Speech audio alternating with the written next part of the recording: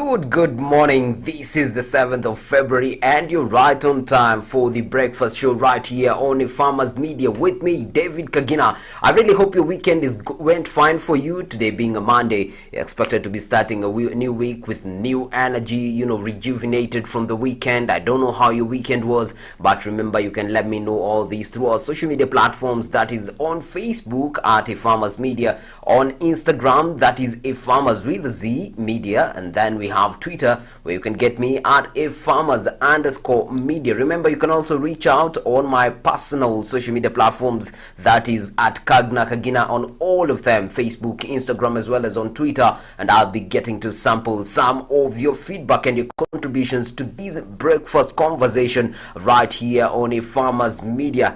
And news have been a lot went on during the weekend. We had a number of news that were making the headlines, and that is among what you will be having among the conversation we'll be having today. You'll be getting to know what made news during the weekend and what you'll be expecting to know to experience today during the weekend. And just to mention some of the hashtags that we have walking around and parading themselves on Twitter trending. At number one, we have Moi Kibaki, for whatever reasons. We have the Lions of Teranga. I do not know what exactly that should be, but we will be unveiling that in the due long run. We also have Busia trending at number 3. We have Tinder Swindler. This is a series that is trending on Netflix. I believe a majority of you have seen it, or if you haven't, then let me know what's trending on it. We also have Mo Salah, the Egyptian footballer, who's trending right here, which talk of which we'll be coming back to what's trending in the world of football after AFCON ended yesterday. We also have Baringo trending right there. We also have Sadio Mane, another Senegalese football player. We'll be getting to that. Then there's Israel, and there's a hashtag trending right here saying boycott Beijing Olympics. We'll be getting to venture into that and know why do people want to boycott these elections. We also have Uhuru trending, and then we have Joko. I do not understand who that is. Then invest, don't rest is another hashtag that's trending right there. What a beautiful hashtag for a Monday. We have Senegal right there. I believe that is from the African Cup of Nations. We have Kenya Kwanza. Interesting. Penalties. That is from AFCON. I believe AFCON has been a conversation starter during the weekend. I do not know what team you are supporting, but AFCON ended yesterday. For those who are wondering what is AFCON, we're talking about the African Cup of Nations. It's a World Cup for Africa, right? If my explanation made it better. But we had the games going on during the weekend, and they ended with Senegal taking the day, beating Egypt 4-2 in the penalties after the game stuck at 0-0 for quite a long time. The two sides were locked at 0-0 after extra time in the final, but Liverpool star Sadio Mane held his nerve in the shootout that saw his team win 4-2 against the Egyptians, who were running to defend their title for for the 7th time so far. And Mane had squandered the chance to put Senegal ahead inside the 7th minute in Yaoundé, Cameroon, when his penalty was saved by Egypt's goalkeeper Mohamed Abdul Gabbar. And so for a moment there, Mane was on the spotlight and on the bad side of his country, but during the penalty shootout, he saved his team, giving it a win, a 4-2 win. Now, some things are quite interesting about these the AFCON games, and specifically Senegal versus Egypt. When you're looking at Egypt, who have been the defenders for quite some long time now, and Senegal, who have just been there for the second time in the African Cup of Nations, in the semi-finals for the second time, and in the final for the first time. It's quite an interesting conversation. Sadio Mane, the man of the match, or the man of the game so far, had done some interesting things, but at the time I was checking, that was earlier yesterday morning, Mane had managed to travel or at least cater for the travel of at least 50 Senegalese all the way from Senegal to Yaoundé, Cameroon, to witness the games that were ongoing at Olembe Stadium.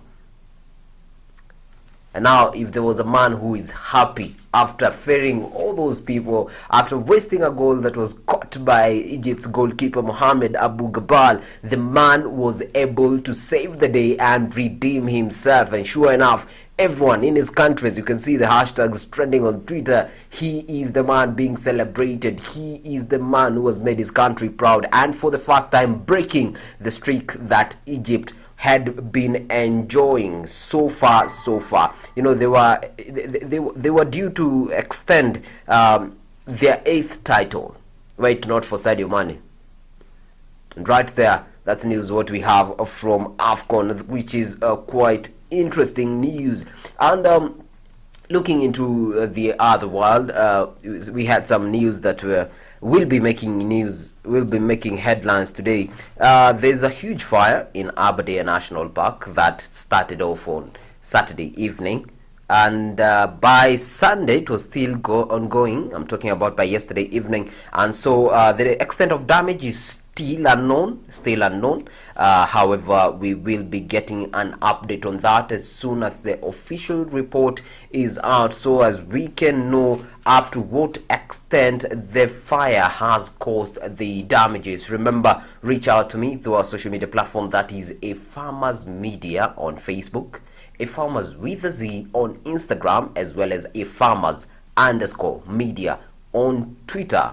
Also, you can contact me on Kagna Kagina, and let's engage on this conversation. Let me know, what African team were you supporting? How do you feel after the Senegal? Even before we come to dive in today's conversation, which will be quite interesting, a conversation from last week's where we left it at, and today we'll be continuing with the conversation on management of farm labor or management of farm labor and personnel. We'll be delving into that. And in case you're joining this, remember, this is the breakfast show right here on A Farmers Media. Just to check something else that's trending probably in the papers, we have the Standard here had their title.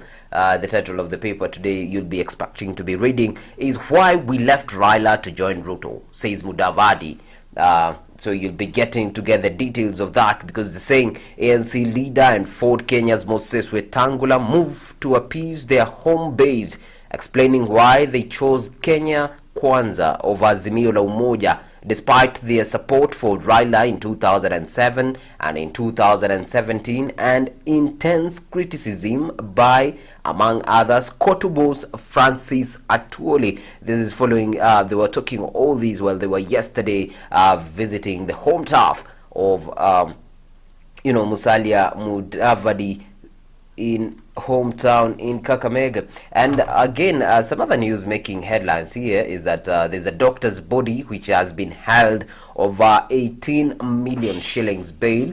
That's one of the stories that you'll find inside the Standard. There's also quite some interesting story right here about the queen herself is finally moving aside and handing over that position to somebody else. We'll be delving into that detail in a very short while, but in the meantime, Queen's 70-year royal journey that started in Kenya is what is being explained right there in the Standard. And in case you're grabbing a copy of the Standard, that is what you'll be expecting to be reading today. I'll be giving you more details on what's trending and what's coming in from all directions. And something else to look at for, Interior PS Karanja Kibicho has declared that he has no interest in the political arena, that he will not be vying for any political seat come 2022, and that come August 9th in this year 2022 general elections.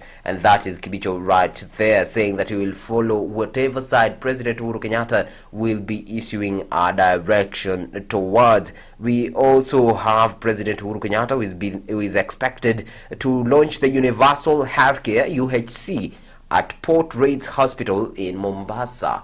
That is, the president will be expected to be there. Remember, UHC is part of the Big Four agenda of President Uhuru Kenyatta's government, or the Jubilee government, which was talking about, achieving a universal healthcare for all Kenyans, a good healthcare system for all Kenyans, and that is what he'll be doing right there. Remember also the registration of voters for the 2022 Kenyan general elections is that activity ended yesterday. However, IEBC was requesting that the time is extended so more Kenyans can get enough time to get registered. Remember, we are the IEBC had set an initial target of 6 million Kenyans. However, by the time of the first registration, Kenyan had recorded slightly below a quarter of that required number. In case you're reading other papers, for those who love Swahili, we have the Daily Nation. The title is Breaking the Ruto Juggernaut.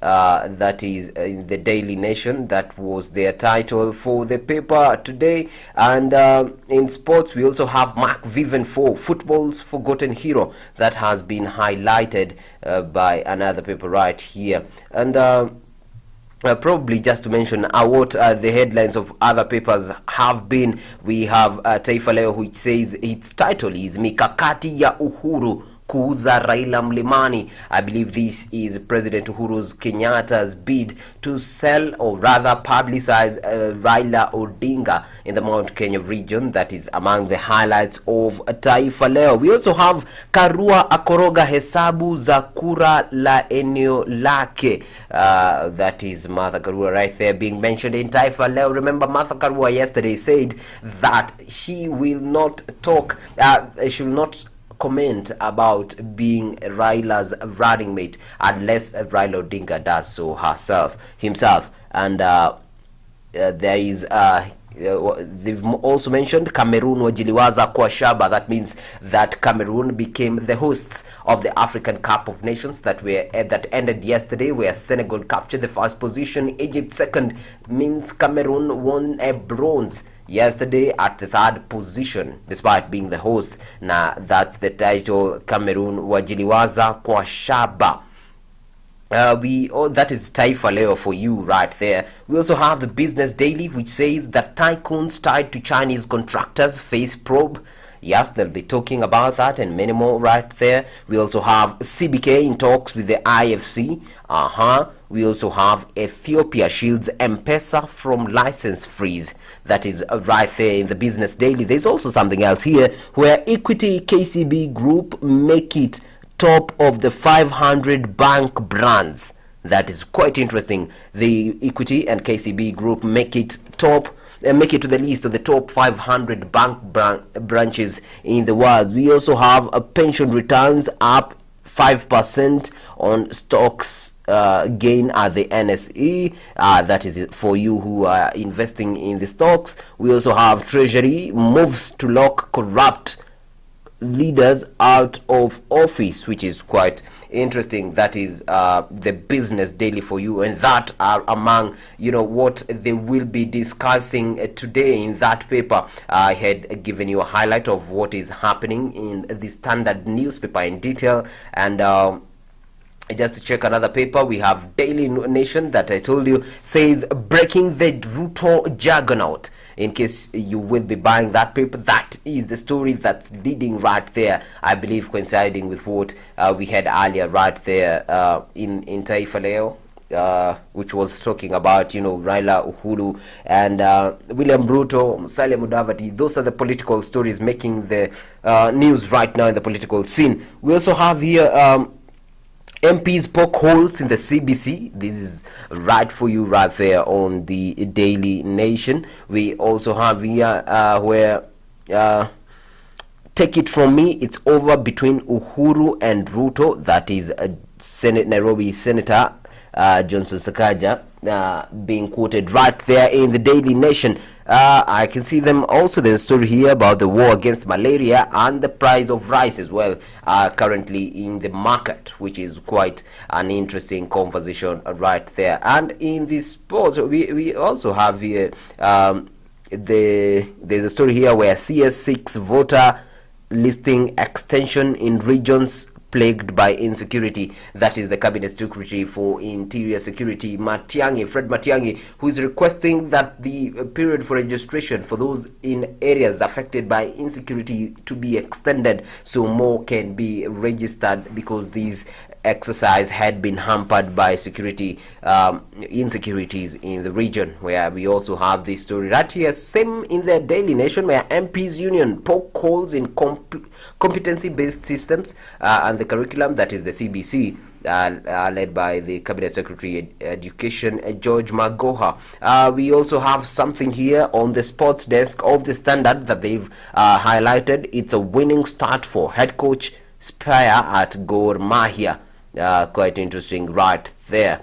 That is on the sports. We also have ESG as a tool for strategic corporate cooperation. This is a page on the Outlook on the Business Daily for you right there. You'll be getting that on the paper right there. And the last one pale kwenye Taifa Sporti, here they highlighting what Cameroon will be scoring or will be taking home, saying shilingi 272, shilingi milioni 272 kwa Cameroon, Abu akiweka historia, meaning that we have at least an award of 272 million Kenyan shillings as a reward for Cameroon here, even as Abu makes history. This must be Egyptian goalkeeper. And we also have Man City, Chelsea, Tottenham wapata mswaki FA. That is for those in football can really understand that. We also have Ligi Kuu yaendelea kupamba moto. That is what we have on the sports desk here on Taifa Leo. Ladies and gentlemen, that is all we had on the papers. Just a highlight of what we have in the papers today, in case you're starting off your day and you're wondering what paper do you buy. At least you've had some of the things that you would want to go through, some of the things that you would want to check into. And there's quite an interesting paper right here from yes, this is from Uganda. It's quite interesting, where the title is Unvaccinated Face 4 Years in Jail. That is in Uganda. The Saturday Monitor from Uganda. And ladies and gentlemen, in case you are in the papers, that is what you'll be finding. That is what you will be interacting with. That is what will be making news today on the papers from different publications in the country, being the mainstream ones. And that's it for now. We're headed for a short commercial break, but after that we'll be coming with more. But remember, right here on the Breakfast Show with me, Kagna Kagina, on Farmers Media, you get to know all the latest going on in the country, as well as we have very interesting conversations about matters affecting you directly as a farmer. Today's conversation being revolving around managing labor in the farm. We're headed for a short commercial break. We'll be back in a while, but before that, let me just remind you that in case you're a farmer out there doing coffee and tea, it's equally important that you get vaccinated. Ensure that you get your vaccine right and on time, because we are all protecting ourselves against this pandemic, the COVID-19 pandemic. This message coming to you courtesy of Producers Direct, who are running the initiative, and they will be having an activation soon. I'll be giving you more, I'll be filling you in on the details of that after the short commercial break.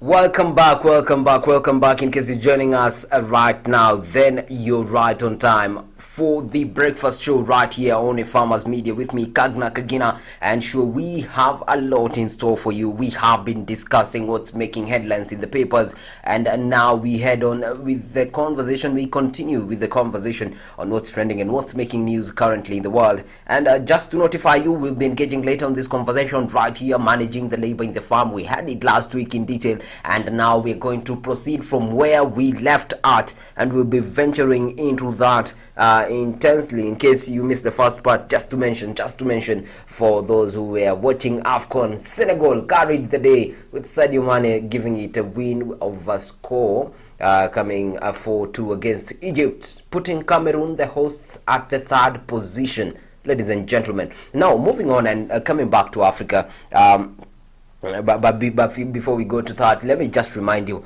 reach out to us through our SMS platform on our number. We have a number right there. We also have our social media platforms, that is a Farmers Media on Facebook, a Farmers _ Media on Instagram, as well as a Farmers _ Media on Twitter. You can also reach out to us on 0700293031, and we'll be getting to hear from you right away. And now back to Africa, and the story is making news about Africa. We have another African who has made history. Not just an African, I'm talking about a Kenyan. And guess what? Now, this Kenyan I'm talking about, you might be knowing their name, but let me start with describing what they've made history about. Now, they're the first African to be awarded the PEN Nabokov Award. This is what has made history today.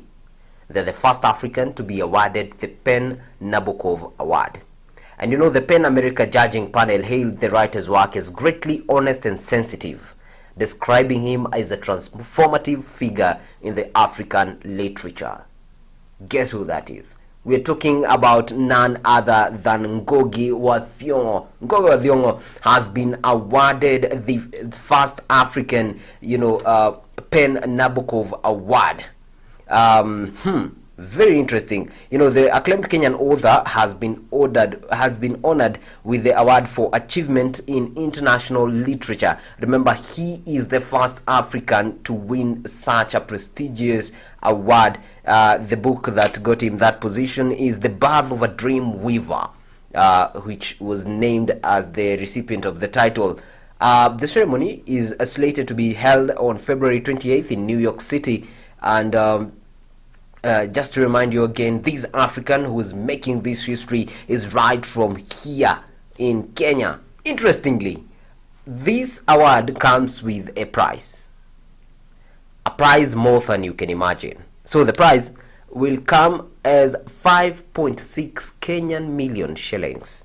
We're talking about 5.6 million Kenyan shillings. That is the prize that will come along with the award that is set to happen in New York on 28th this month.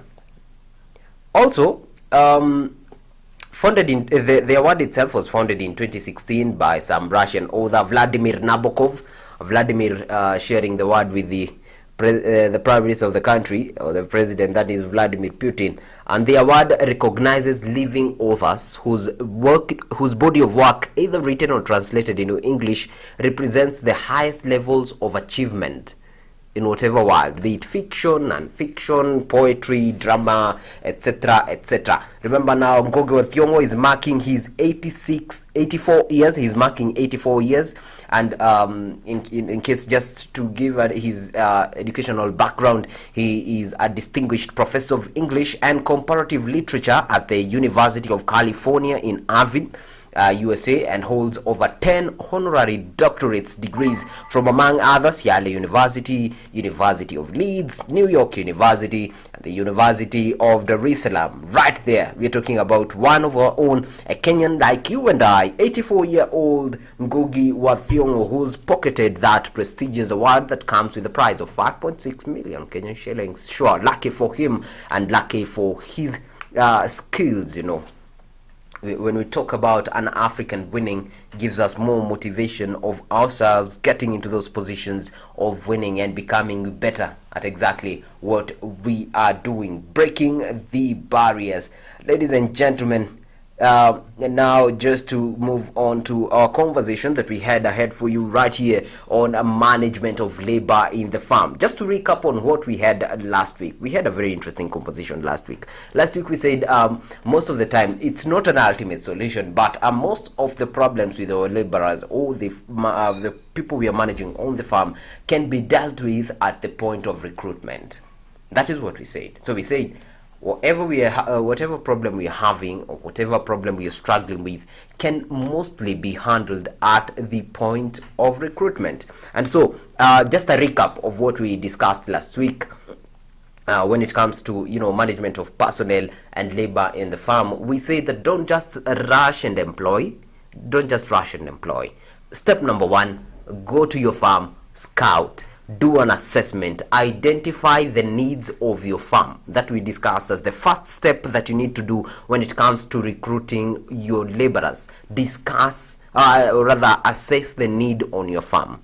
So once you assess the need on your farm, this will also inform the budget that you are willing to go to. Up to what extent can you budget for? How much can you part with to meet that need? Once you set the budget, it becomes so easy for you to now go ahead to the next step. Based on the need, you are supposed to write down, or rather come up with a detailed job description.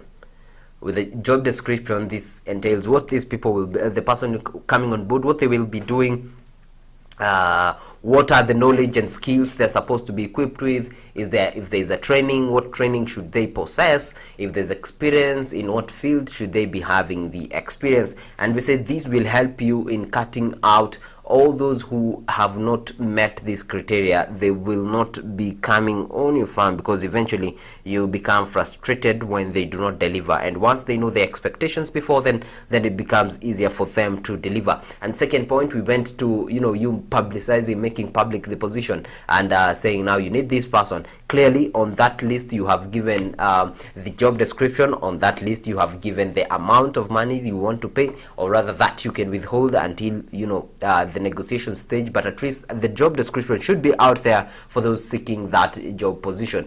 And also the skills and knowledge required, that should be right out there, including the trainings and experience needed. And we went to the other step, besides assessing the need and coming up with a job description, which is offering the job position. And we said offering the job position can be done in two ways. You can either do it in a written form, that is a letter offering the letter of acceptance, or offering the job position acceptance, either written, or it can also be done verbally, depending on the context, because at times the need of the farm might really inform what you need. And by need it's good we clarify, because there are certain people that you need. When you assess the need of your farm, you will identify, do you need someone long term, do you need someone short term, do you need someone who will be coming in seasonally, because probably you need someone who will be there each day in, day out. Sometimes you need someone who can work part-time, come in the morning, do some duties, go away and come back in the evening, execute the duties. And so these all might inform the budget. And we say now you offer, after you give the offer letter, either verbally or you offer it in written form. That is very important. After that, it's proper that recruitment is done now. Part of the recruitment is done. You remember, these can all be done using referrals. Someone can refer them. You can decide to poach, or you can decide to train your own from scratch. And so after the process of the need assessment, budgeting, and offering the job position, we went to the next position, which is now you communicating with your new employee.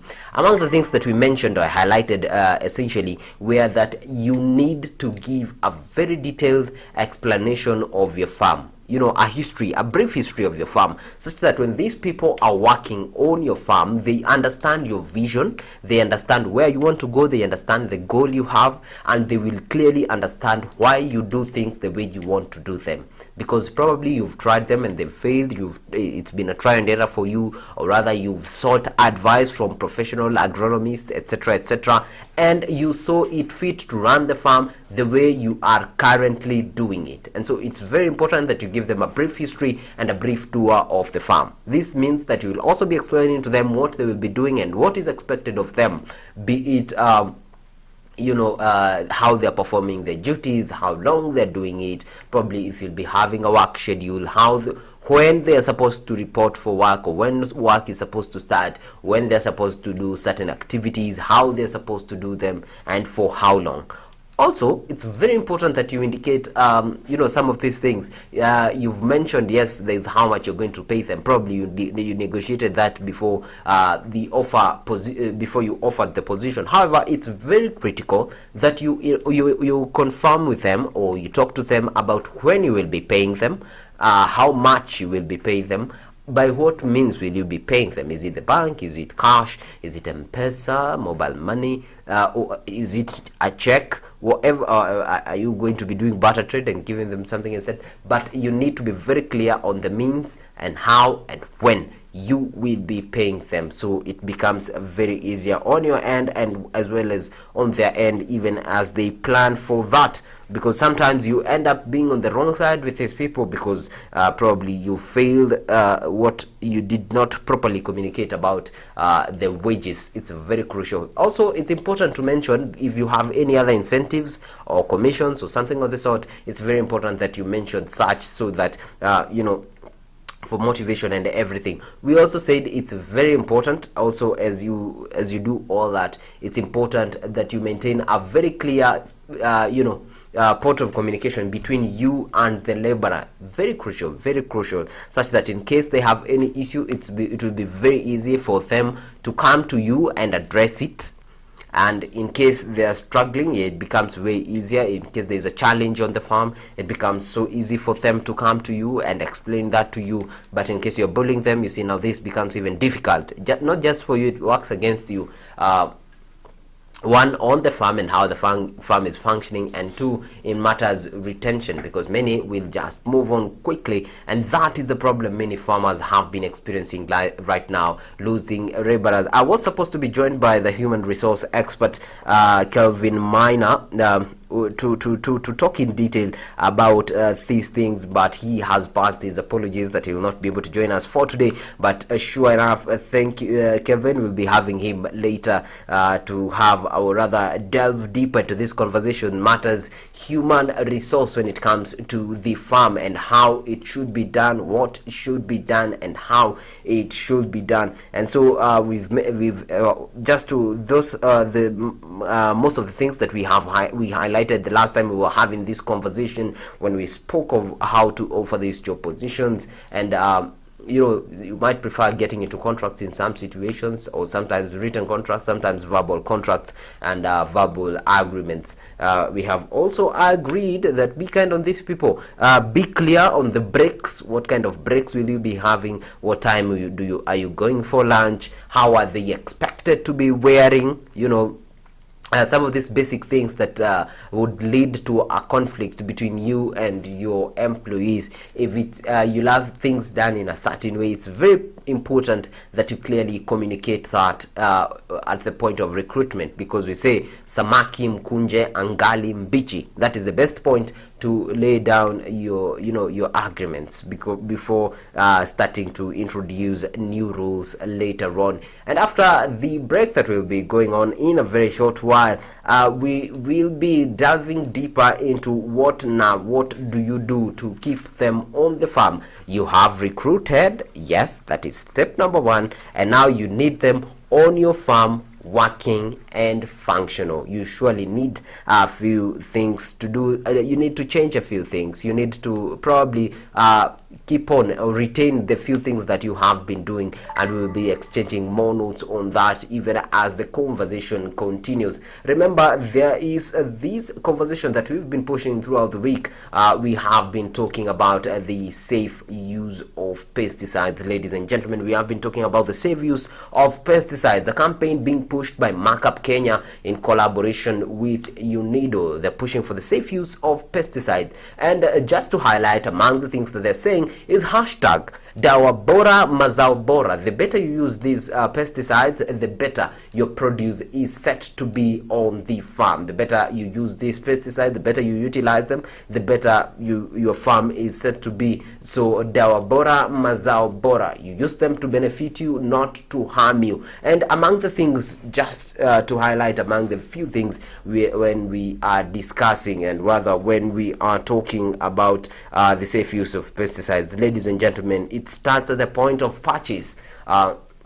That is the very genesis of the very good use of these pesticides. Ensure you buy the correct product. Just to start with, ensure that you're purchasing the correct product. How do you do so? Hashtag Soma label. Ensure you have read the label on the product that you are purchasing. Clearly understand what product are you purchasing, so that you do not buy a herbicide in the name of a pesticide. It's very important you separate what you are buying. The beauty about knowing the label is that in case you have a complaint, or in case you have something that's not working, or rather you loved it and you want to do it next time, at least you are sure of the brand that you're going to be using. It's very important that you saw my label. Also, you can identify active ingredients in the pesticides, such that it is very easy to notice when it comes to what's working best for your farm. And besides the ingredients, which might not at times interest all of you, it's very important that also on the label you identify the correct dosage of how to use these pesticide. It's very important that's highlighted on the label. Hashtag Soma label. Once there, you know just how much do you need to dilute this product, just how do you need to apply it on the farm. And it also highlights just what it works on and affects, so that you don't spray something that does not work on certain pesticides. You have folium on your farm and you want to kill it, and then what happens is you spray different pesticide that does not react on it. So it's very important that you are equipped with the correct information, and this starts by hashtag Soma label. Take the can and read the instructions on it. Secondly, we are talking about how do you dress while you are operating using these pesticides. One, ensure that you are mixing the pesticides away from water sources, at least 15 meters and more, at least 15 to 100 meters away from any water source. We're talking about rivers, we're talking about wells, we're talking about boreholes. At least ensure you're mixing these pesticides away from the water source, because what happens in case of a leakage, or in case it rains after, the leakage will be directed into the river or the water source, and eventually this ends up in your piped water. Guess who drinks the water? You right there. And if it's not you, it's your neighbor.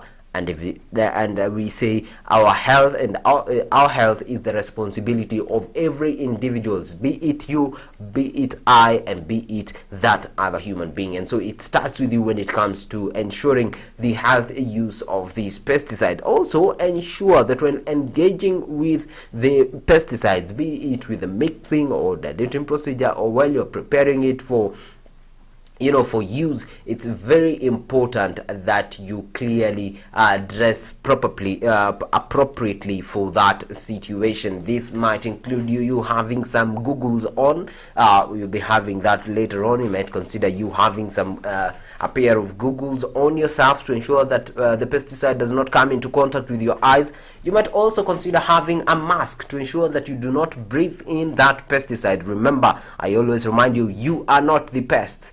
It's the pests that are meant to consume that pesticide. And so take good care of yourself, mask up properly. If you can wear some gear, depending on where you are, some places it can be hotter. Ensure that you wear a gear while you're spraying these pesticides. And if it's too hot in the night, you might consider doing such procedures either early in the morning or later in the evening when the heat has cooled down a little bit, just to ensure you do it while still protected.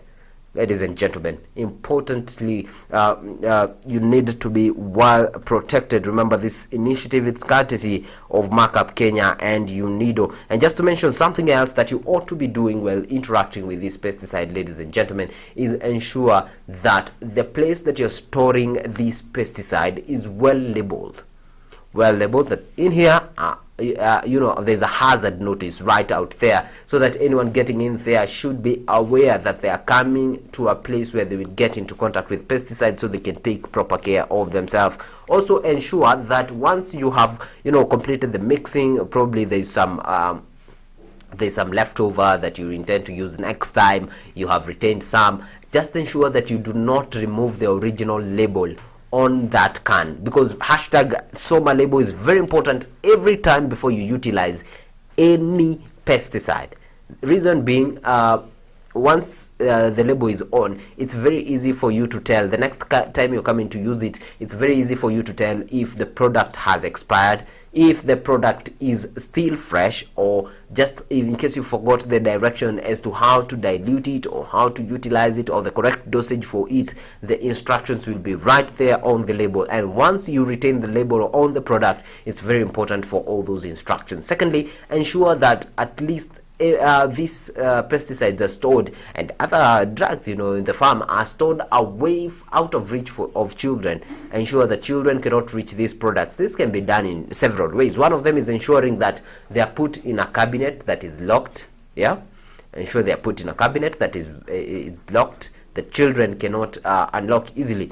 Or the other option is to also elevate the shelves on which you're storing these pesticides, such that the children cannot reach the shelves, putting them out of reach of children. And this is very essential. Also indicate clearly on that door that no unauthorized personnel are supposed to come into the store in which the pesticides are put into, so that everyone going in there clearly understands what is in there and the repercussions that comes with interacting with it, so that we ensure that there is proper handling of these pesticides. We are also talking about you ensuring that the room is well ventilated and away from direct sunlight. The reason we are avoiding sunlight is to avoid hampering or tampering with the components inside the pesticide. So we are talking about you ensuring that we do not tamper with the content inside the pesticide, by ensuring that we keep it away from direct sunlight,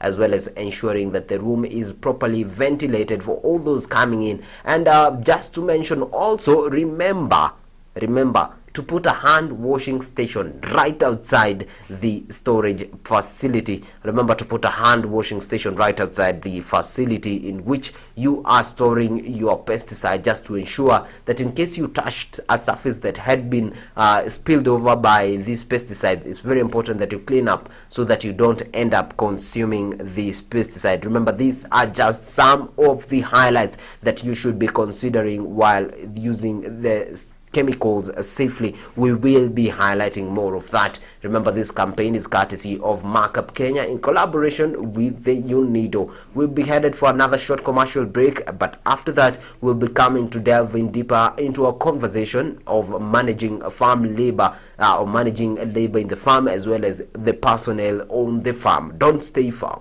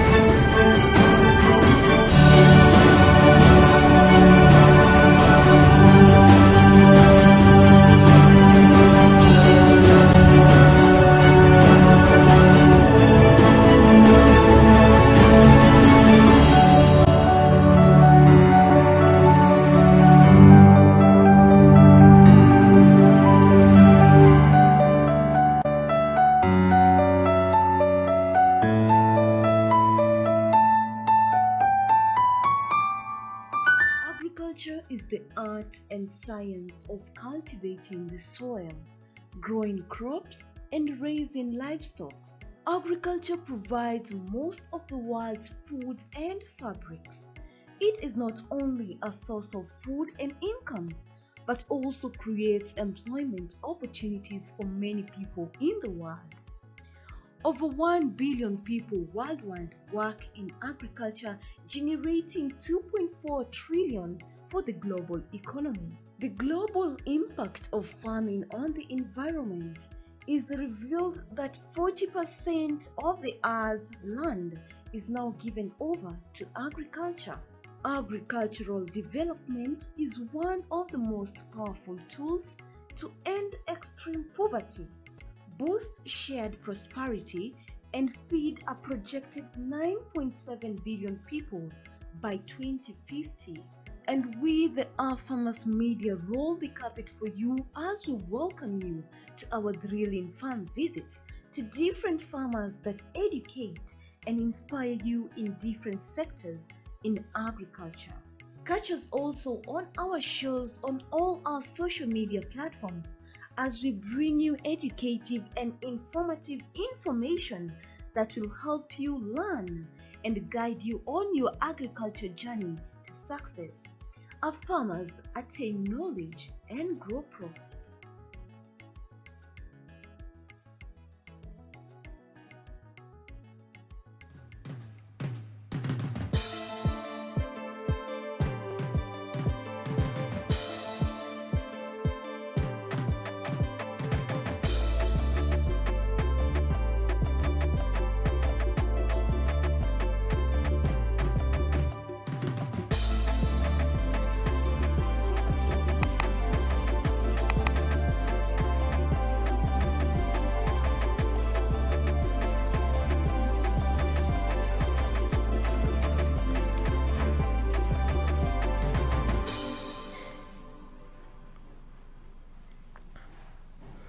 And now we are on to the second hour right here on Breakfast Show with me, Kagna Kagina, on a Farmers Media. Thank you so much for joining us. And remember, continue reaching out to us, sending out your feedback and your reactions right on our social media platforms. That is a Farmers on Media, a Farmers Media on Facebook, a Farmers Media with a Z on Instagram. That is a Farmers_media on Twitter, as well as a Farmers Media on YouTube. Go right there, like, share, and subscribe, as well as invite more to do the same as we continue to give you more information, equipping you, or rather informing you and entertaining you as a farmer, ensuring that you are up to date on all these issues affecting you, and ensuring that we find a solution to all the problems that you are facing. Welcome back to this conversation. We were talking about management of labor in the farm, and we agree that we have talked about many things from the very beginning to the time we were headed for the short commercial break. And we said that employee selection testing is a very important part of this job, since hiring the right person for each job operation is one of the most important management decisions that you will make on your farm. We're saying employers who consistently hire the very best employees test before the hiring, because the employees vary widely when it comes to performance, even in work, and that also comes from the efforts that they put in. And it's important to reward the efforts of these employees, the employees that you're bringing on board, and the efforts for what they can control. The most effective, and we are also saying that there are small tests that can be done, milking, pruning, or performing whatever job is on the farm that you need. That could be part of the interview when we're talking about testing or hiring, or rather interacting with these employees before it comes to the point of hiring. And you can also make sure to test also the farm supervisors and farm managers that you are bringing on board.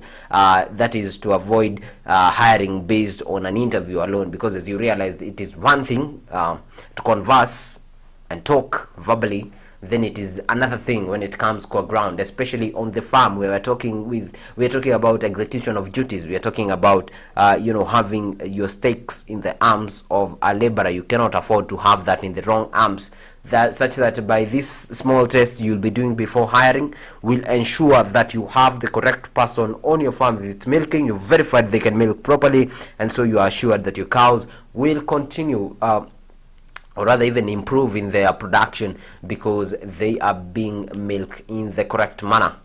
If it's your farm, it's being tendered in the correct way, and so you expect your produce to turn out as expected, or rather as calculated. Your turnover becomes your return on investment becomes something that you can really enjoy and smile about. That can be assured by having the correct personnel on your farm. There is also something very interesting when it comes to management of employees in the farm.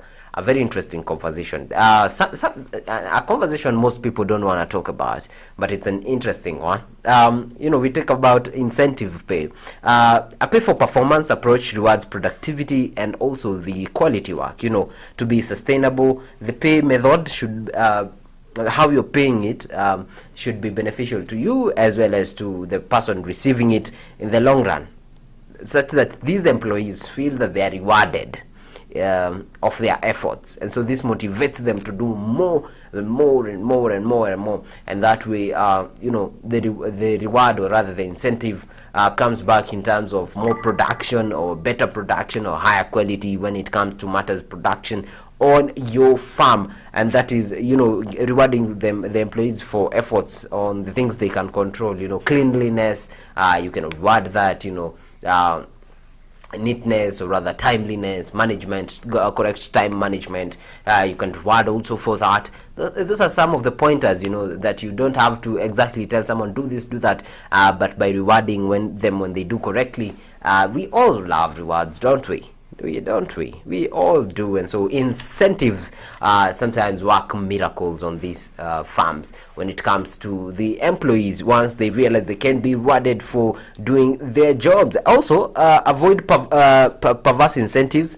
These hourly pay plus such. So at least make it an incentive that you can sustain all over, or rather for longer periods of time. There's also something very important when it comes to management of labor on the farm: quality control.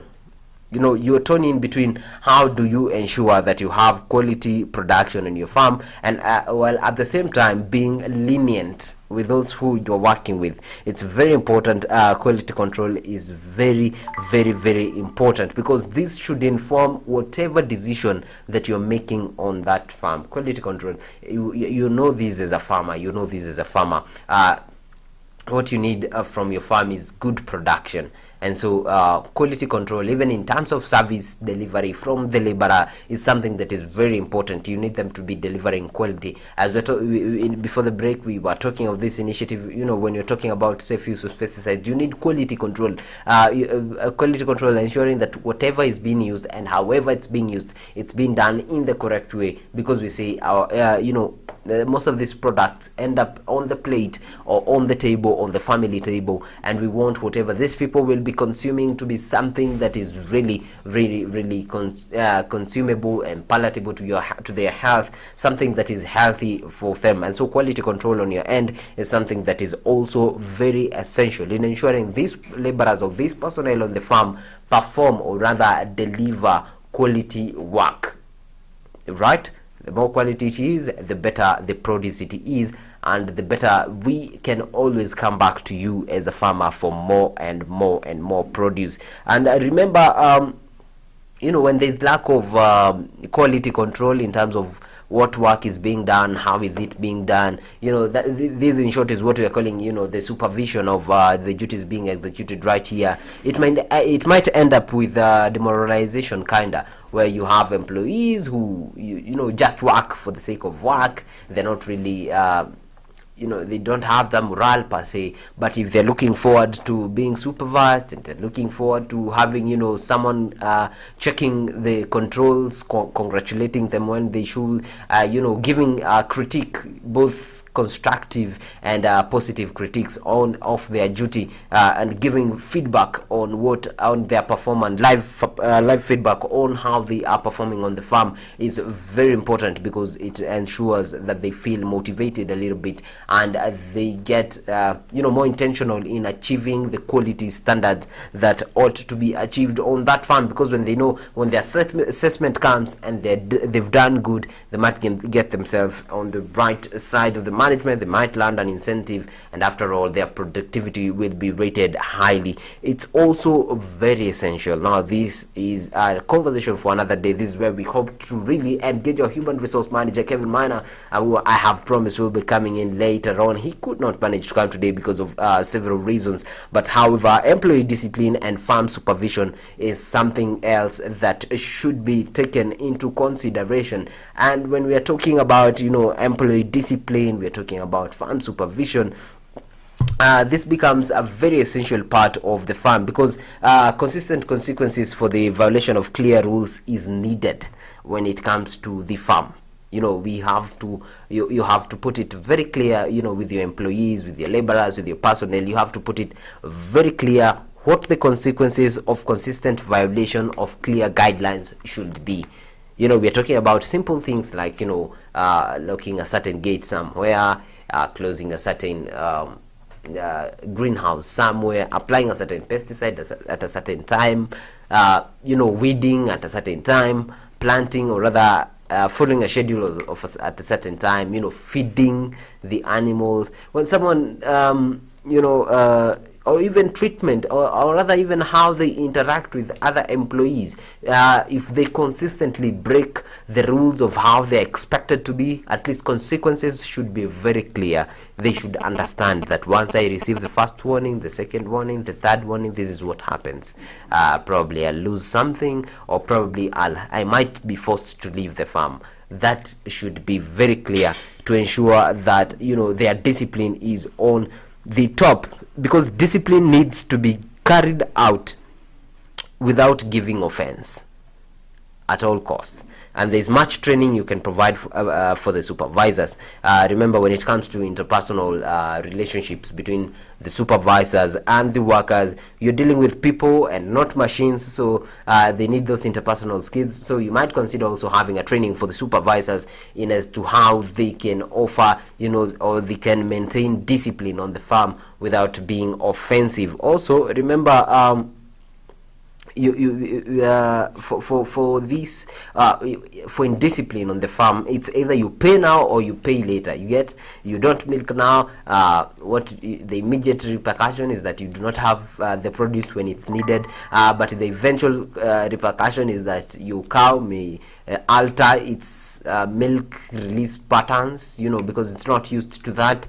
You have alterated with its timetable, when you're milking, and blah blah blah blah, and so you might end up interfering with its production cycle, hence reducing your productivity, reducing the productivity of this livestock on your farm as a farmer. And so discipline is something you do not want to mess with it, because in discipline, if you do not pay now, you will always pay later. And also avoid shortcuts in interpersonal relation, which means pay later.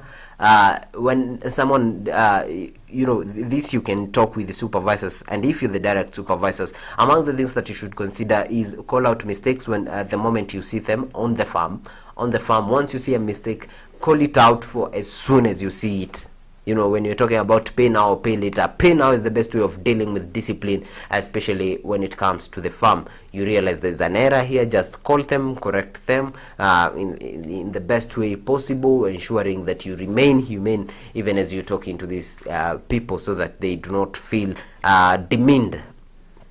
And remember, these interpersonal skills also come with a lot of communication, problem solving skills among those two that you're dealing with on the farm. It's very important, because sometimes it becomes a crisis between the two employees, but we'll be getting to that. And but when it comes to discipline, that should be a non-negotiable. Ensure that there are clear repercussions on what should be done in case there's a consistent break of the rules of the expected ways of conduct. Ensure that there's very very clear on that, and also ensure that there's at least a small training on interpersonal relations, even for the supervisors, to ensure that they relate properly with their employees, because we agree that we are both people and we are not dealing with machines. We are dealing with people. People have feelings, people have reactions, people have habits, people sometimes get tired, and so it's very important that there's a clear path of communication and proper interpersonal interactions between the supervisors and those you have employed, to ensure that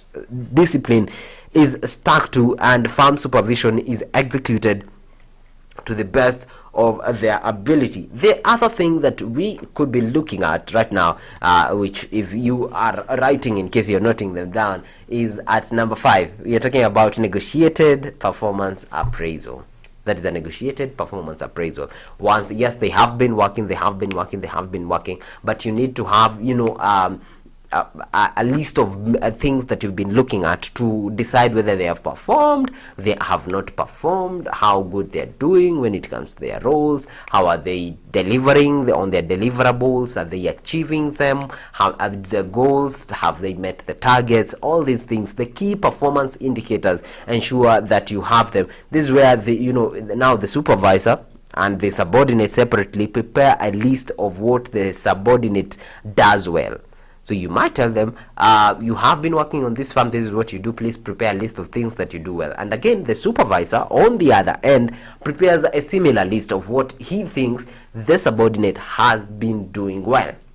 And so what happens eventually at this point in time, or rather in the supervisor being considerate on things that the subordinate has been doing, areas he has been improving, areas that he needs to improve on, honest feedback to this person that is being talked to, the subordinate. And also you ensure the subordinate comes to the meeting prepared with suggestions on how to improve on areas they feel they have not really performed to the best of their suggestion. Just bringing a problem with the solution on board when it comes to the meeting where we're talking about the key performance appraisals, or rather the negotiated performance appraisal with the farm personnel and employees. Ensure that they come with a list of areas they think they have been doing so well, and also they can come with a list of areas they have been doing so pathetically, and solutions or other suggestions as to how they can improve their performance on the farm. This is one side of the appraisal. The second side of the appraisal is where the supervisor, that might be your employee or yourself might be the supervisor, where you come up with a separate list of what you think the employee has been exemplary good at, what they have been performing at, what they are really good at, and then coming up with a list of areas you think they have really improved on, since the last appraisal, or rather from observation, areas they have really improved on. It's very essential that you enlist that. And also you might consider putting up a list on areas that they need to improve on, areas they need to work on in order to improve their performance, or rather in order to meet their key performance indicators before the appraisal. And so when they're coming to the meeting, they have the solutions they think they can apply to their problems. And what these the performance appraisals, their main function is they really improve the relation, or rather the communication between the supervisor and the subordinates. This could be the casual laborers and the supervisor, that is the farm manager in this case, and it really improves their form of communication, because you bring them together, and productivity, while putting also at the same time putting the subordinates, or rather the casuals and everyone else, on the board matters. What should they be doing, their expectations, what are they expected to be doing? It's very important that that is also clearly indicated, that what will be expected of them even as they continue working on that farm. And also avoid it's important you can avoid the traditional appraisals, cases where you are the judge or the coach entirely. Make sure you make this session as interactive as possible with your employee. Talk to them, ambia I think siku hizi masaa unaamka vizuri sana, umeanza kazi mapema sana, okay, the farm is very neat as it ought to be, you have been doing this and this and this, and also let them talk out their issues. Give them time to speak. It's proper that you hear them rather than just talk to them, because we are dealing with people here, not just machines. And so that way it's easier, because you realize probably the areas that you've mentioned that they improve on, it's honestly the areas that they've improved on, and their end they might have also enlisted those issues. And also in the conversation you might discover, well, probably these people have highlighted, your subordinate or your farmer has highlighted an area that he needs to improve on your list as an area where he has been clearly performing well. That shows that there is conflict, or rather a sort of misunderstanding in what is their key performance indicator on that area of specific area. And so that brings an avenue for conversation, such that you can talk. They can say they have been cleaning the shed properly. If you're keeping pigs or chicken, like I said, they've been cleaning the shed so properly, and probably on your end you've indicated that as an area they need to perform, they need to improve on. And it becomes very essential, because now from there what happens, you can now address that issue. You tell them, yes, I think we do not really understand each other here. You say you've been cleaning, but when you're cleaning, you're looking as the supervisor, I'm looking at the troughs, I'm looking at the floor. And probably for them, they were just looking at the entire room in general, that it has no probably the animal waste has been gotten rid of. And so it's very important that you start comparing, you start engaging on that list. That is one of the key reasons. The other key reason is there's an area that your employee might be feeling that they are underperforming, or else on your end you feel they have really done a good job. Probably they do not know what exactly is being expected of them from that job. And that is why this session of appraisal is really important, because at that point the employee can now, the employer now, as the employer or as the supervisor, you can now tell the employee, you're saying in terms of management you've not been doing good. There might be other factors. For example, they think the crops are not doing well because of themselves. Probably you have done a soil test and you have discovered there's a certain mineral that is missing in the soil. That is where you have this conversation with your employee and tell them, on this one you're saying that you've not been taking care of the plants. I think I'm pleased with what you've been doing, and I think the problem is not you. I have done a soil test and these and these, and so our soil is lacking in a certain mineral or other certain concentrate, and that is why we are experiencing these with our crops. So do not blame yourselves entirely on that. Thank you, you have been doing a good job. That is very essential, because that will also motivate them not to just beat themselves up, and it will also be a very good avenue for communication on what is happening on your farm. It's very important they get that. Another area is where they have been improving on. After appraisal this time, there will be another one.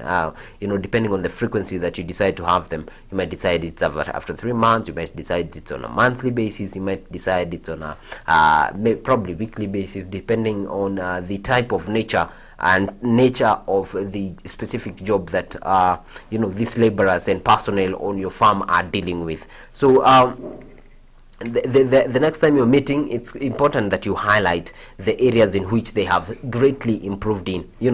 What you listed as areas they need to improve on this time, check what they have improved in and move it to the areas they have greatly improved in next time, such that you see the progress and they feel that you have seen the progress. What this does in the overall is that, one, despite ensuring that you clearly communicate your intention to the employee, and the employee giving feedback of what they think, it's a very good avenue for you two people to be interacting. At this point, you can tell this person wants this way. You can really get to understand the personality of the person that you are interacting with. This is very crucial, and at that point also you can indicate now areas that they have slacked on. Areas that they have slacked on, you can tell them, we initially started off very well, but right now you are doing, I do not love what you're doing here. You slept on your job here.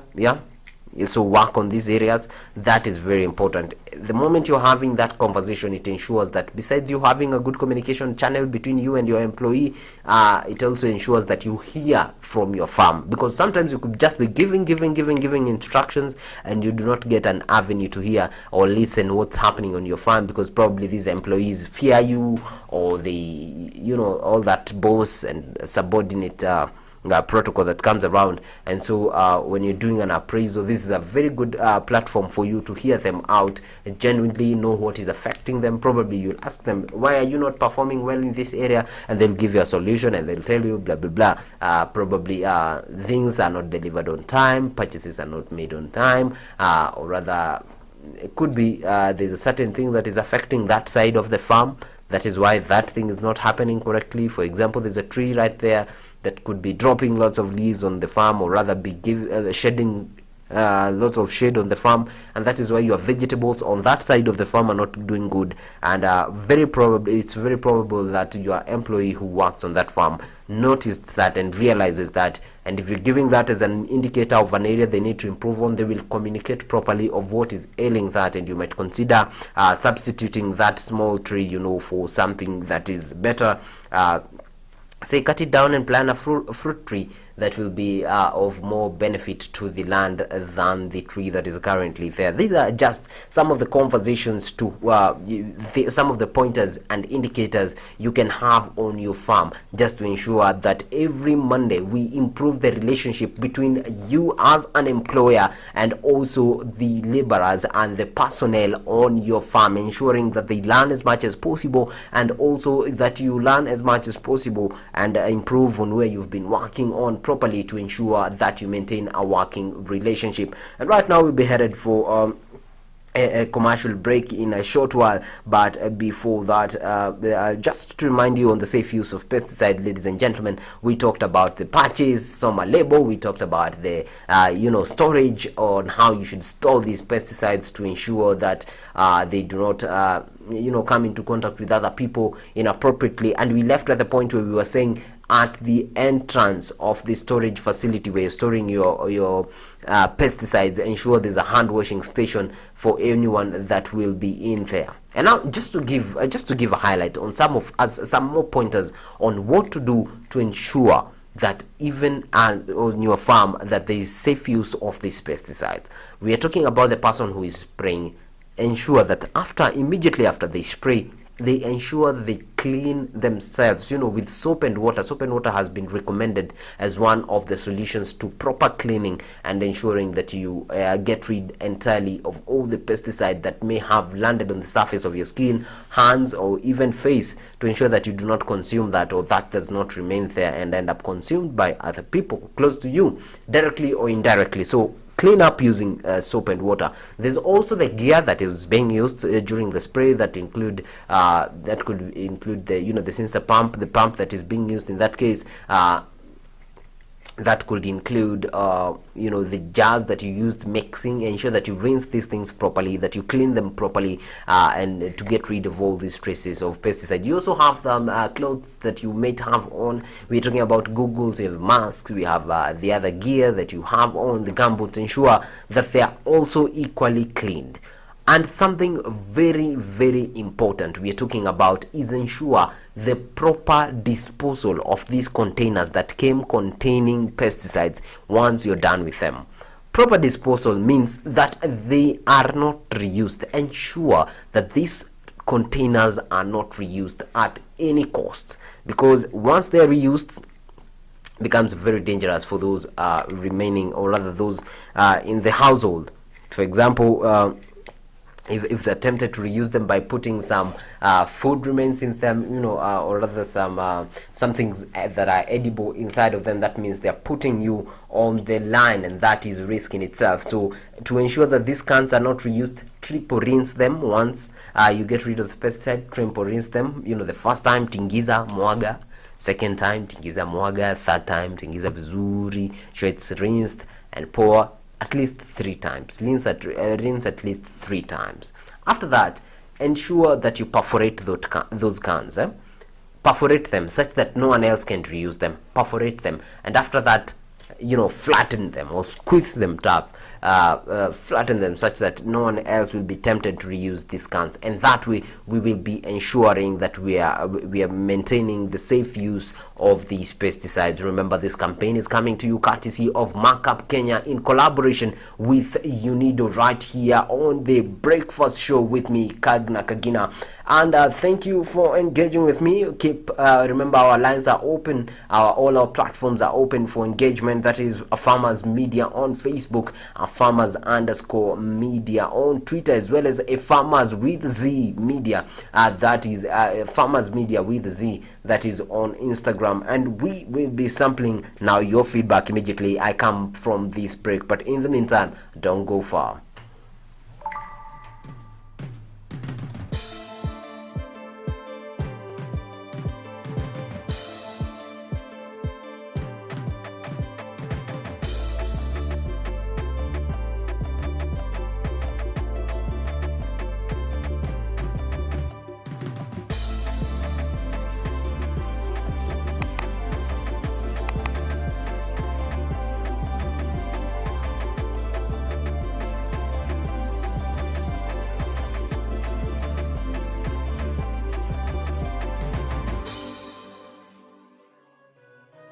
Beetroot is a highly nutritious root vegetable. The beetroot is the top proportion of a beet plant. It is one of the many varieties of the genus Beta vulgaris, all of which are mostly grown for their edible taproots and leaves. Beetroot is a root crop that takes approximately 3 to 4 months to mature. Beetroot is a fairly easy crop to grow as long as the soil is well cultivated prior to planting. Beetroots do not enjoy wet, boggy or shady soils. Beetroot can be sown in trays and transplanted when the seedlings have 2 true leaves. Plant in full sun, space seedlings 10 to 15 centimeters apart, and rows 20 centimeters to 30 centimeters apart so they have room to grow.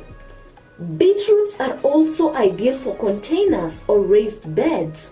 Beetroots will happily thrive in small areas as long as there is at least 20 centimeters depth of soil.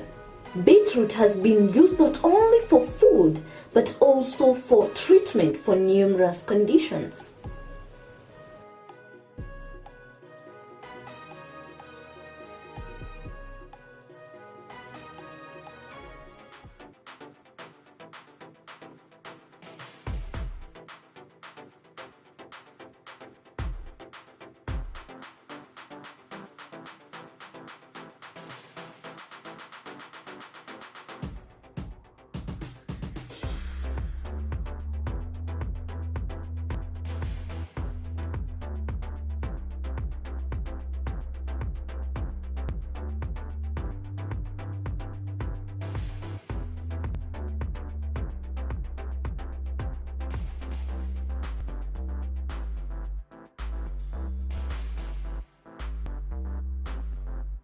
Agriculture is the art and science of cultivating the soil, growing crops, and raising livestock.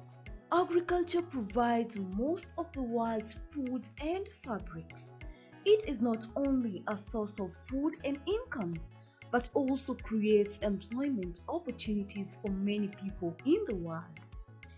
Over 1 billion people worldwide work in agriculture, generating 2.4 trillion for the global economy. The global impact of farming on the environment is revealed that 40% of the Earth's land is now given over to agriculture. Agricultural development is one of the most powerful tools to end extreme poverty, boost shared prosperity, and feed a projected 9.7 billion people by 2050. And we, the Our Farmers Media, roll the carpet for you as we welcome you to our thrilling farm visits to different farmers that educate and inspire you in different sectors in agriculture. Catch us also on our shows on all our social media platforms as we bring you educative and informative information that will help you learn and guide you on your agriculture journey to success. Our farmers attain knowledge and grow profits.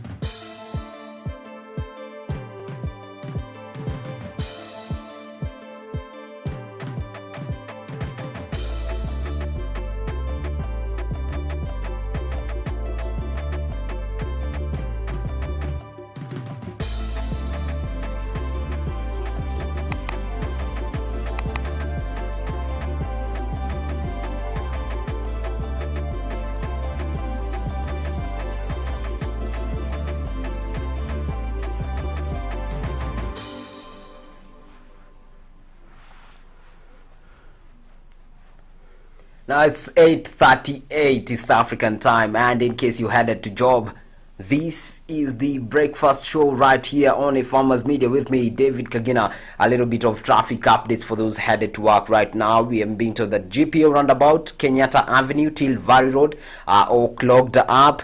And for those using other routes, for example, this Jogoo Road inbound, the jam starts at Hamza, so you might consider using alternate routes. There is this car, I'm being told that has fallen. Let me check. The service lane on Thika Road is full. The service car lane on Thika Road is being told is full of glue. Yeah, so it's not moving. It's quite slow right there. So in case you're on Thika Road, you might consider avoiding the use of that route right there. A few accidents on the road right here, but let me check. There's also here, if there's an intersection at Allsop, the GSU intersection, there's quite some traffic right there as well. And just to finish on these, there's one more.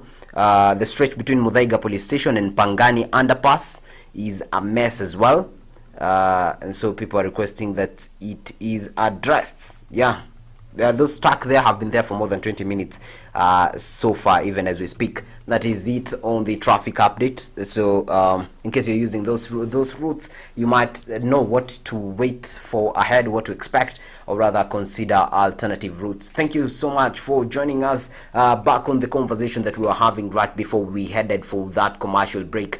Very informative conversation, on how to ensure and how to improve the management of labor and interaction with personnel on your farm any day, anytime, right here on Farmers Media. And one of the things that we had highlighted on just before we headed for that short commercial break was the issue, of negotiated performance appraisals, or rather where you sit down with your employee and they write a list of things they think they have been improving on or they are better at, and an area of where things they think they should improve on, and the solutions to areas to solving the problems of why they have not been performing very well in these areas.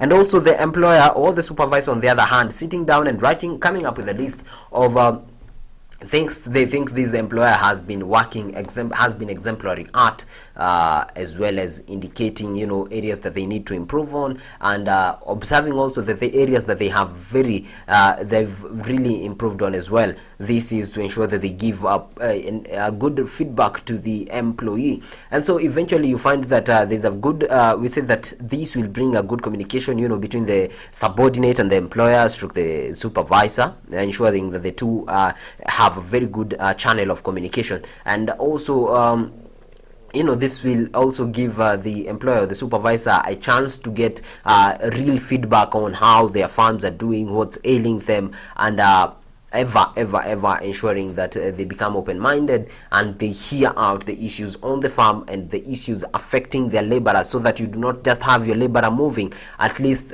you will know there's a leakage at a certain place that is making them you know, repeat the same cycle of job that is quite boring for them, and then so if fixed, that could prevent them from leaving your farm. You see, some of these things are just a matter of communication, and so it's during that the negotiated performance appraisal that you get to interact with your employer and know what's affecting their performance and how they can improve on that. That is very crucial, something we had highlighted in detail right before we headed for that break. Now the next thing we're talking about when it comes to, you know, maintaining this good relationship between the employer and the employees on your farm, or you as a farmer and the personnel on your farm, is party directed mediation.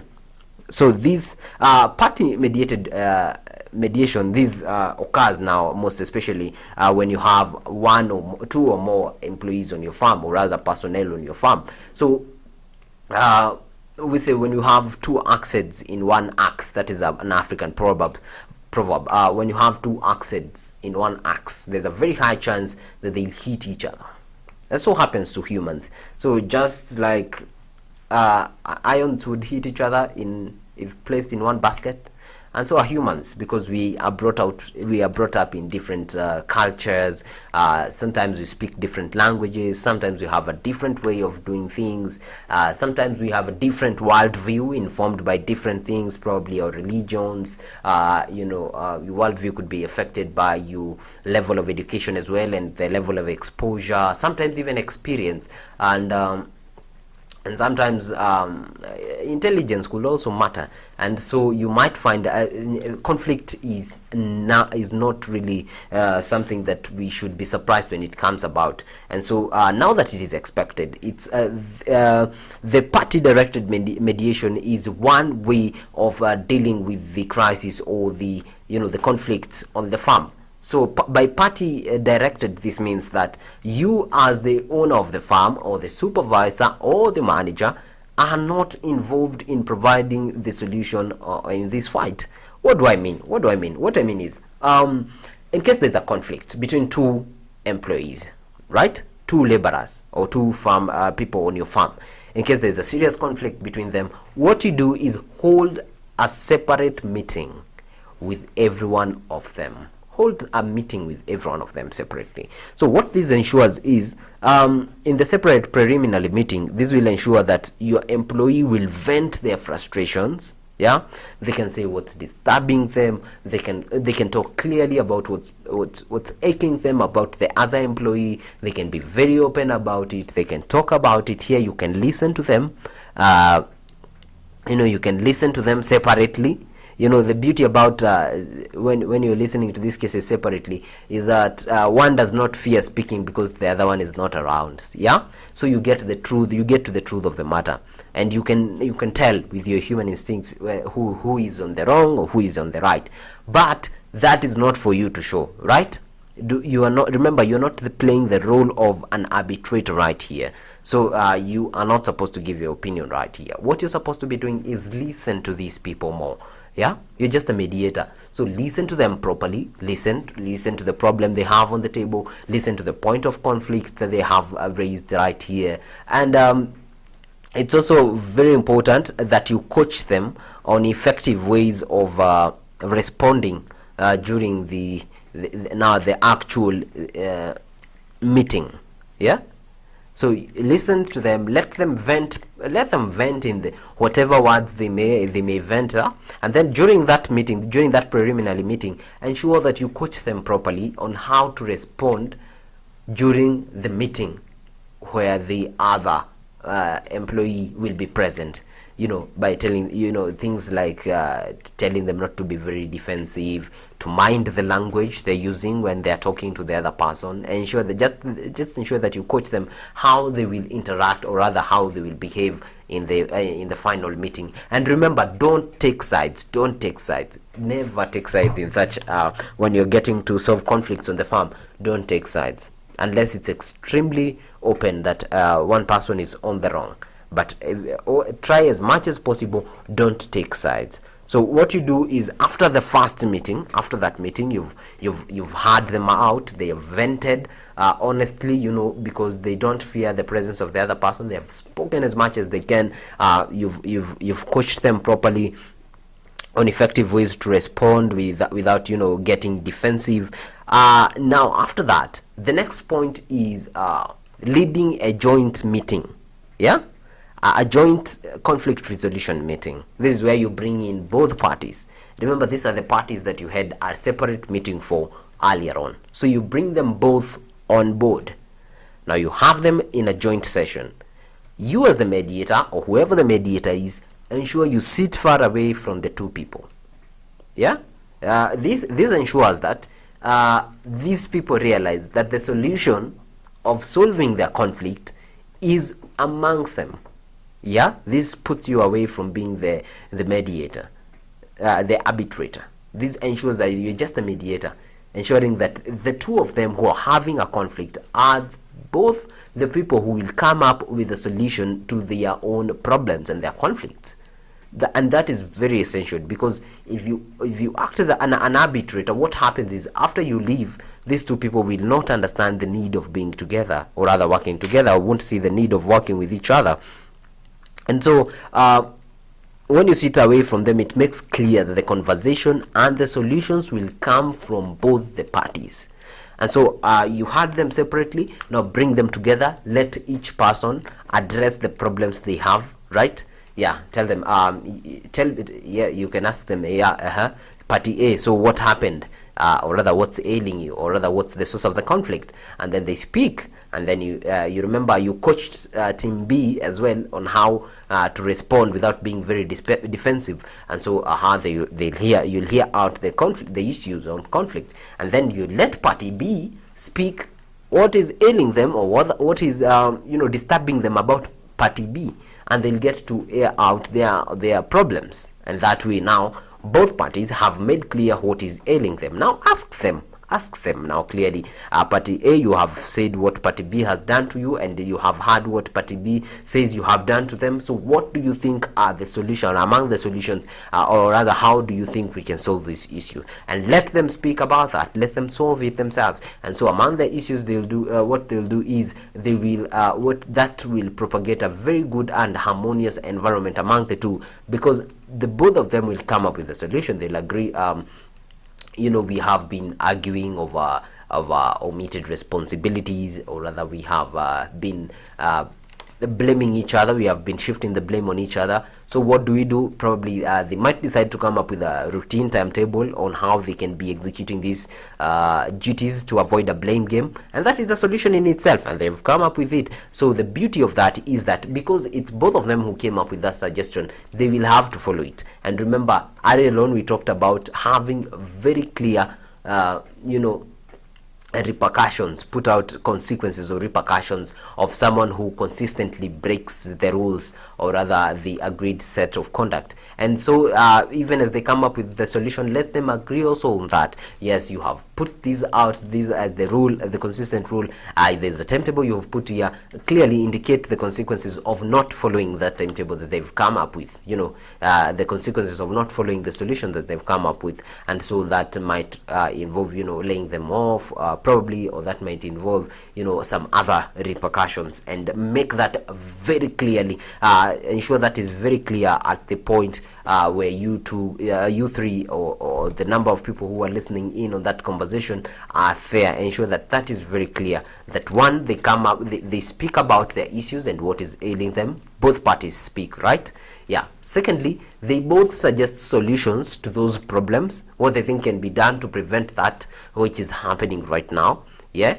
And once they present that solution, ensure there are clear consequences of not sticking to that solution, right?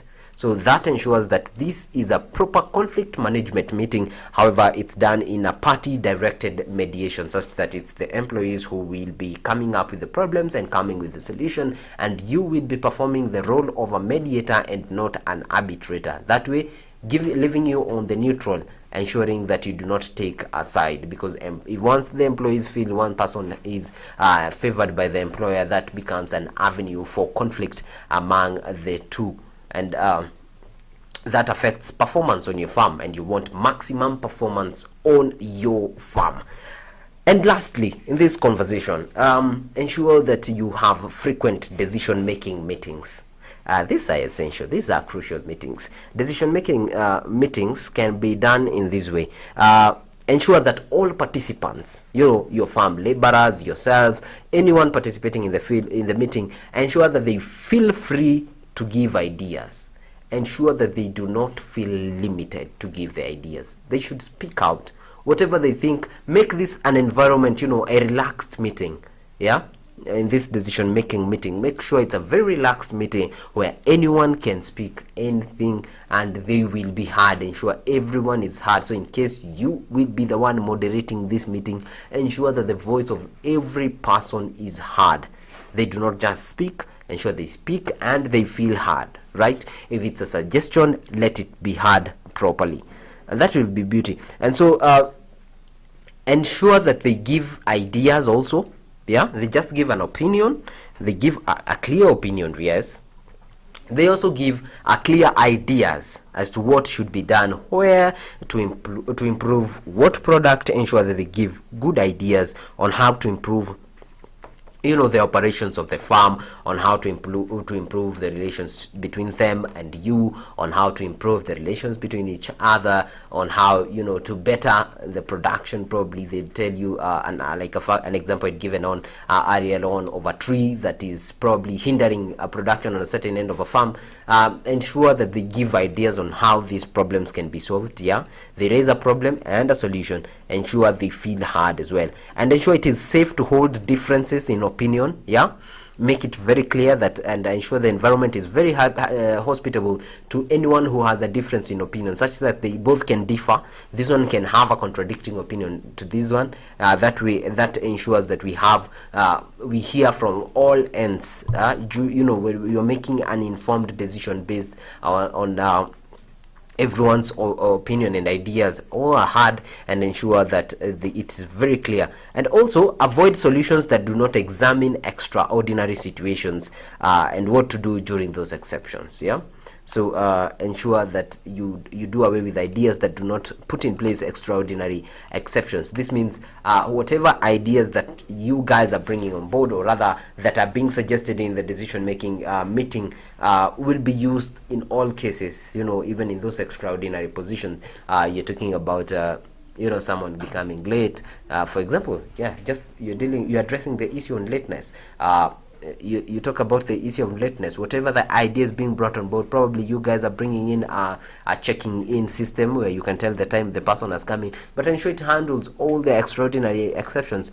For example, a time when someone is falling ill, at least ensure that there is a clear avenue of communication. What they ought to say. They should also indicate among the things that the process to follow earlier. Probably you should notify your employer, or who should be notified, what is the deadline, or how earlier should this person be notified so they can plan. Yes, these are very, very, very, very essential. And remember, ladies and gentlemen, that right there is the what we've stopped at today, we will stop at today when it comes to the management of farm personnel and labor in the farm. And this conversation will continue next week right here on Monday. This conversation will continue, and hopefully by then the person who was supposed to be joining us in this conversation right here today, who was the HR manager, Calvin Minor, human resource manager, who's been in the practice for quite some time now, who was will be joining us then to talk to us both as laborers and personnel on the farm, so we can identify what are some of our rights, what are some of the things that we ought to do, what are some of our expectations on the farm. And also for you as a farmer, you will be able to know on which side of the law do you lie. You will also get to be informed in matters HR practice, labor laws of Kenya, professionally, what will be expected of you, what to do that will ensure that you are safe and are not sued as a farmer, and you get to sell your whole farm in a lawsuit. So it becomes very, very crucial. Hopefully you'll join us on next Monday on that conversation. But remember, the breakfast show will be coming to you every day, all the way from Monday to Friday, from 7 a.m. to 9 a.m. any day, every day, and you'll be with me here, Kagna Kagina. We'll be having conversations that ensure you are well informed as a farmer, matters what's happening in the country, matters what's surrounding you, matters what should be fair for you as a farmer. And remember, right here on A Farmer's Media, we have a series of other programs that ensure they communicate and handle all your needs as a farmer. Right after these, we'll be having the mid-morning show with Noah Nasiali that will be running from 10 a.m. all the way to 12, and then later on from 1 to 3, after around 3, you'll be having Shajara Yamkulima with Diana Mdega. We'll be having a conversation matters on the farm. Later on, from all the way from 4 to 6 p.m, you'll be having a conversation with Zaitun Ali on Farm Drive, and we'll be engaging on a number of issues, addressing everything that affect you as a farmer. Remember, we also have Brian, who will be giving you news every day from 1 p.m. who gives you news every day at 1 p.m. Letting you or bringing you to the know of what's happening and the latest in the field of agriculture. We also have special segments all for you, dear viewer. We have Diagnostic Tuesdays right there for you. We have segments like Ask the Expert, where you get to talk to the experts directly and hear from them on what's ailing you as a farmer. Remember, we also have Sauti ya Mkulima, where we get the voice of you as the farmer, and many more programs in line for you right here on A Farmer's Media. So remember, this is the place to come to if you were a farmer and you're looking for unbiased information about this field and this sphere as a whole. Thank you so much for joining me from the beginning all the way to the very end. Of this conversation, and thank you for tuning in so much. So we meet tomorrow, same time, same place, from 7 to 9 a.m. My name is David Kagina. Have a lovely day. Enjoy your day.